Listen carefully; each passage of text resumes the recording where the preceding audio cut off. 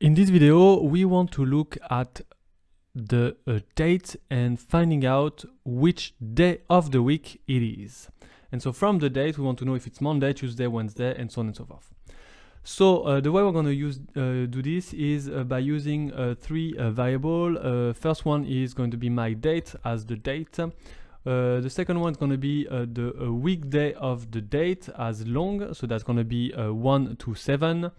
And we're gonna finally save myWeekday in a string just to capture if it's Monday, Friday with the letters.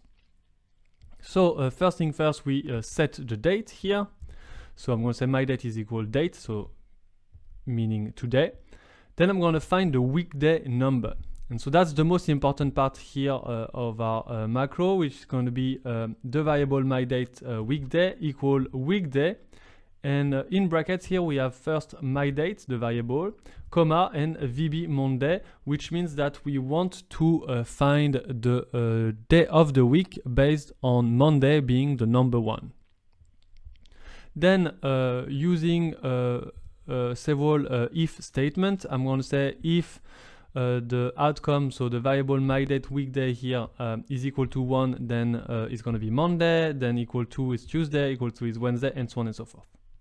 And then I'm going to display which day it is in the message box. So I'm just going to launch the macro, and it is a Wednesday, which is obviously true.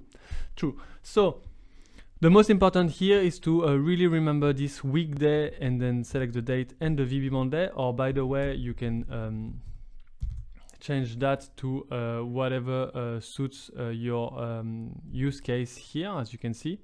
Personally, I like to use the Monday as the first day of the week, which is much easier in terms of figuring out which day it is. Of course, you don't necessarily need all of those statements. It's really just to show you how also to do multiple ifs and how could you actually associate the number with the day itself.